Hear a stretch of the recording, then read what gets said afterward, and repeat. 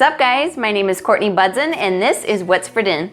Today I'm going to be showing you how to make homemade chicken enchiladas. This is such a super simple recipe and I thought it would be perfect for the Super Bowl coming up. If you're having a party, this is perfect for it because people can just grab them and put whatever toppings they want on it. You can make a double batch and you'll have enough to feed an army. These are so good and they don't require a lot of effort and I know you're gonna absolutely love these. So I'm actually gonna make my own homemade enchilada sauce, which is really easy.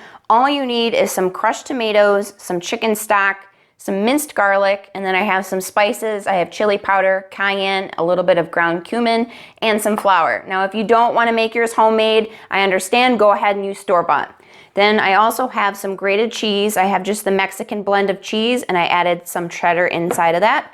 Then I also have some boneless, skinless chicken breast. I just have these and then seasoned with salt and pepper.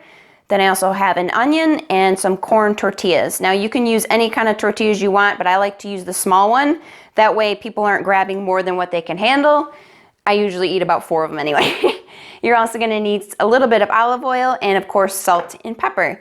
So we're gonna go ahead and go over to the stove, start making our enchilada sauce, and then go from there. See you over there.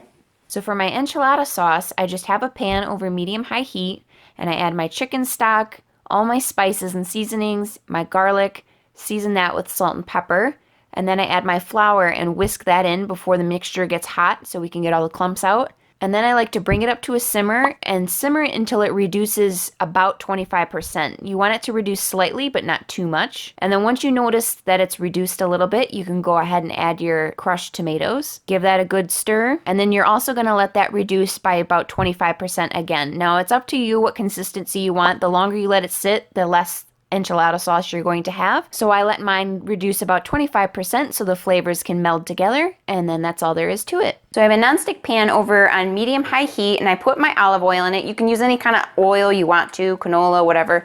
And I'm going to brown my chicken breasts. And I cut them in half so that they'll cook faster. If they were too thick, then it's harder to cook them all the way through. So once you have a little bit of color, you can go ahead and flip them. And also make sure your olive oil is not too hot. If you are using olive oil, you don't want to run the chance of burning it. And I know my pan may look a little bit crowded, but as long as I get some good color on it, that's all I'm concerned about because we're just gonna add we're gonna add sauce to this anyway.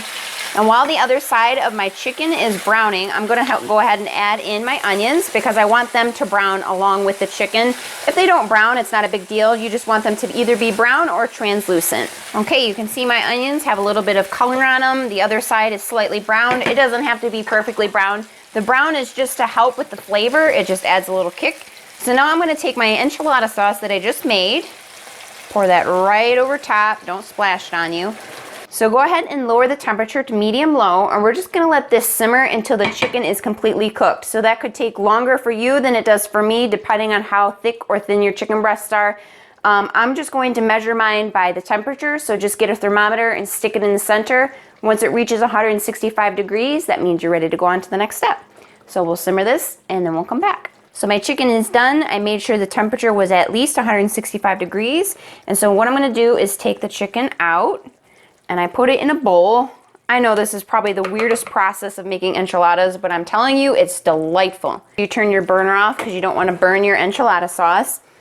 And I just take my forks, 2 forks, and just shred it apart. So once your chicken is all nice and shredded, I'm gonna take just a little bit of the enchilada sauce, about that much, it's not too much. I'm gonna mix that in, just so that we have that flavor all throughout the whole thing. I'm also gonna take a little bit of enchilada sauce and put it in the bottom of my pan. Now I'm just using a regular lasagna pan. It doesn't have to be anything spectacular. So just smear that, it doesn't have to be perfect, but it's just so that nothing sticks. So now we're gonna start assembling them. The first thing I did was throw my corn tortillas in the microwave. That way they're soft and easier to work with. And I'm using gluten-free and those tend to rip a little bit more, so it's important that they're soft. I have my cheese ready, my chicken ready, my pan ready, and I preheated my oven to 375 degrees. So all I do is take a tortilla, take some meat, and I do it with my hands, add some cheese, tuck it, and roll it. And then you put it seam side down in your pan and just kind of push so that it stays, and then you continue to do that until you fill your entire pan. Got all my enchiladas in the pan. Now is the easy step. So all we have to do is top with the remaining sauce. Sorry, I know it's hard to see. So just top it with the remaining sauce and use a spatula just to smear it out. Once you get it nice and smeared, you can add the remaining cheese. You don't have to use all the cheese if you don't want to, but I mean, come on, it's cheese, so just go for it. So that is all there is to it. So now I'm just gonna throw it into a 375-degree oven just until they're warmed through and the cheese is all melty on top. And that could take anywhere from 15 to 25 minutes depending on what type of pan you used or how much you made and all that other stuff. So just keep an eye on it. And if you want to, you can even turn on the broil for like the last minute just to get a little bit of brown crispy top with that cheese. It's amazing. Just trust me, this is gonna be delicious. So I will come back when it's ready to go. So this is the finished product. As you can see, it looks like you just want to dive in it and swim in there for a whole day because it smells so good. You have no idea. It only took about 20 minutes, and then for the last minute I put it on broil only for a minute because I didn't want to burn any of the cheese. And then I added some chopped green onions on top just for an added kick of flavor and a pop of color. Oh yeah, see how nicely that comes out? You already know. I need some sour cream and some avocado. Woo!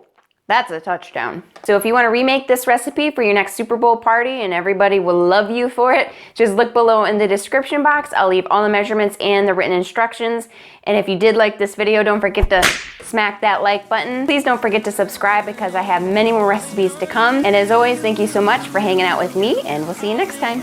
Bye!